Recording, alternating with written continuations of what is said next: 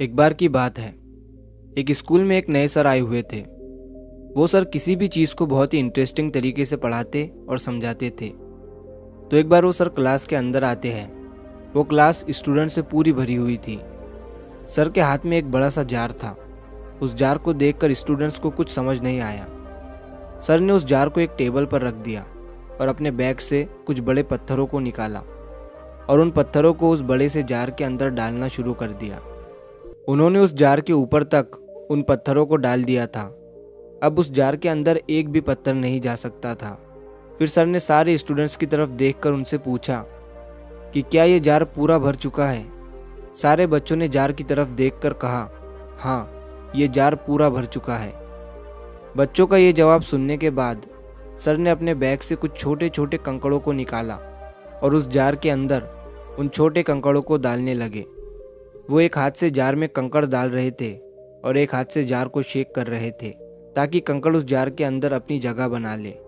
अब उस जार के अंदर बड़े पत्थरों के बीच में जो गैप था, छोटे कंकड़ों ने गैप के अंदर जगह बना ली थी। सर ने उन छोटे कंकड़ों को भी जार के ऊपर तक भर दिया और फिर से सारे स्टूडेंट्स की तरफ देखकर कहा, क्या अब ये जार पूरी तरह से भर चुका है। इस बार सभी स्टूडेंट्स खामोश थे और बोलने के लिए हिचकिचा रहे थे, लेकिन फिर भी कुछ स्टूडेंट्स ने हाँ में जवाब दिया और सर की तरफ देखकर कहा, यस सर, ये जार अब भर चुका है। तभी सर ने इस बार अपने बैग से एक डिब्बा निकाला जिसमें रेत भरी हुई थी और फिर उस जार को रेत से भरने लगे। रेत उस जार के छोटे छोटे गैप में जाकर बैठ गई जो कंकड़ और पत्थरों के बीच में थी। सर ने रेत को भी जार के टॉप तक भर दिया और फिर से स्टूडेंट्स से पूछा, क्या अब ये जार पूरा भर चुका है। तभी एक स्टूडेंट खड़ा हुआ और उसने सर से कहा, नहीं सर, उस जार को एक बार शेक करो। सर ने जार को शेक किया। शेक करने पर थोड़ी रेत जार के अंदर खिसक गई। सर ने जार के ऊपर फिर से रेत डाल दी और उसे टॉप तक भर दिया। सर ने उस लड़के की तरफ देखकर कहा, क्या अब ये जार भर चुका है। इस बार सभी स्टूडेंट्स जार को देखकर संतुष्ट हो गए और सभी ने हाँ कहा। तभी सर ने अपने बैग से पानी की एक बोतल निकाली और पानी को उस जार के अंदर डालने लगे। पानी भी उस जार के अंदर जाता जा रहा था और सारे स्टूडेंट्स हैरानी से ये देख रहे थे। सर जार में पानी तब तक डालते रहे जब तक पानी जार से बाहर नहीं गिरने लगा। सारे स्टूडेंट्स ये देखकर खामोश थे। तभी सर ने समझाने वाले अंदाज में सारे स्टूडेंट्स की तरफ देखकर कहा कि इन सारी चीज़ों से भरा ये जार हमारी ज़िंदगी की तरह है और ये जो बड़े पत्थर है जो मैंने इस जार में सबसे पहले डाले थे वो हमारी ज़िंदगी की इम्पोर्टेंट चीज़ों की तरह है, जैसे कि हमारी फैमिली, हमारे दोस्त, हमारी हेल्थ। अगर बाकी सब कुछ हमसे छिन जाए, हमसे छूट जाए और ये हमारे साथ हो, फिर भी हमारा जार भरा ही रहेगा, हमारी ज़िंदगी भरी रहेगी।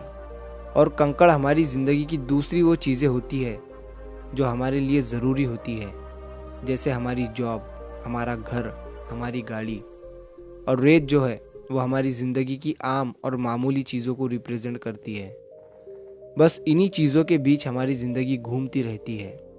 लेकिन अगर उस जार में हम रेत या कंकड़ को पहले डाल दें, तब उस जार में उन पत्थरों के लिए जगह नहीं बचेगी। लेकिन जब मैंने पहले उन पत्थरों को उस जार में डाला, तब कंकड़ और रेत भी उस जार में आराम से समा गए। यही चीज़ हमारी ज़िंदगी पर भी अप्लाई होती है।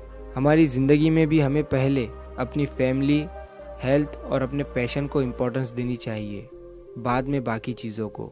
अगर आप अपना सारा टाइम, अपनी सारी एनर्जी मामूली और अनइम्पॉर्टेंट चीज़ों पर बर्बाद कर दोगे तो आपके पास इम्पॉर्टेंट चीज़ों के लिए टाइम ही नहीं बचेगा। अपनी फैमिली के लिए, अपनी हेल्थ के लिए, अपनी प्रोडक्टिविटी के लिए आपके पास टाइम ही नहीं होगा।